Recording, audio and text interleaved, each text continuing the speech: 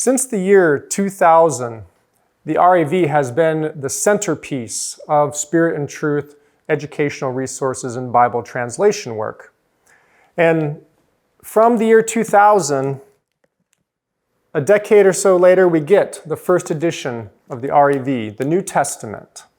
John, can you share with us a little bit about how you went from working in Microsoft Word in 2000 and some of the journey to produce this first edition, which you finished in 2013 and then had it published in 2014?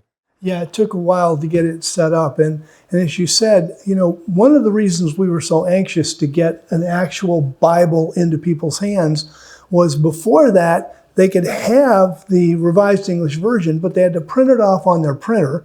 And it took 408 pages in Microsoft Word to print off a copy. And then you had to three-hole punch it and put it in a binder. So it wasn't easy to deal with. So from early on, we could tell, it'd be nice to have actually a book.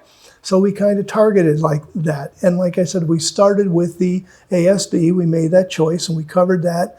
And then we changed various words that, like the ye's and the thou's that we talked about. One of the big changes that we had a big discussion about and changed was when we changed the word Lord, all in capital letters like it is in written Bibles, the word Lord, to the actual name of God, which is Yahweh. Every time you're in an English version, it doesn't really matter almost what English version, if you see capital L, capital O, capital R, capital D, Lord, that represents the tetragrammaton, the Yod He Vav He, which is the actual name of Yahweh. And the problem is, especially if you're just reading through, or especially if you're reading the Bible to somebody else or listening to it as it's being read to you, there are many different words that gets translated Lord. For example, Adon, Adoni. Yahweh is God's personal name. And so it's used over 6,000 times in the Old Testament. So a big step was changing the Lord's to Yahweh's. And that was one of the steps we needed to move through. And another was to isolate and change some of the verses that had been, in our mind anyway, really misrepresented and mistaught in Christianity. And so a huge one was Romans 8:28. This is just one example, but Romans 8:28 in many of your older versions and in some of your newer versions reads, all things work together for good for those who love God. All you got to do is live life a little bit to realize that not everything works together for good. People die in horrendous circumstances. There's terrible diseases. There's all kinds of things that happen that even God would say it isn't good. For example, if being sick was good, why would God heal people? Which he does, that kind of thing. And the average reader doesn't know that Romans 8:28 has a completely different meaning. You can translate the Greek a completely different way.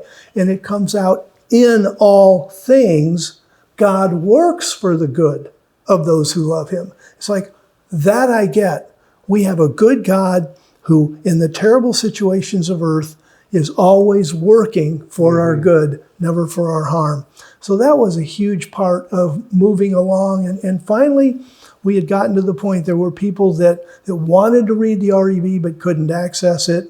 And there was our desire to produce a hard copy. So in 2013, I kind of made the last change that I was like, I knew there was a lot more to do, but it's like, okay, here's a really good start. And so in 2013, I think it was October of the year, I handed it in, and then it had to be set and typeset and whatever they do to make a book. And it came out as this book in 2014, April of 2014. So the intention was to not just update the language of the ASV so that you would have a version that could be understood, but to address some of the complicated passages that a lot of people would ask questions about and wonder, why is this written this way in the Bible?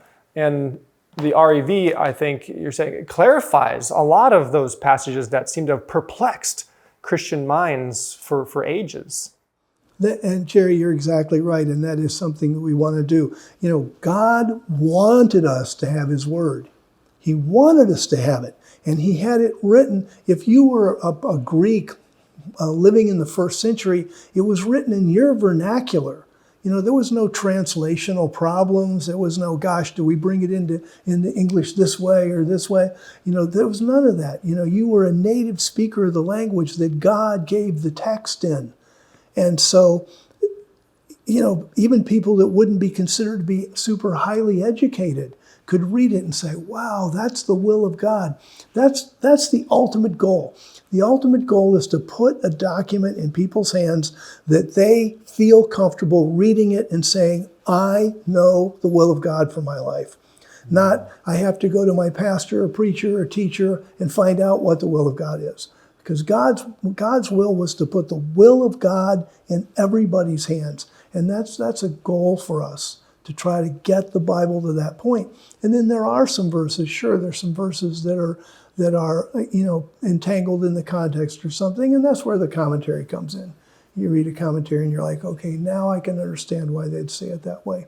So yeah, it's very much a goal to where people at home on their own can have the REV and read it and have a good feeling about the fact that, yes, I'm doing the will of God. I know what the will of God is, and I'm doing it. Well, thanks for sharing that about the beginning of the REV leading up to the first publication. And in the next video, we're going to talk about how the REV went from a printed edition to an online edition.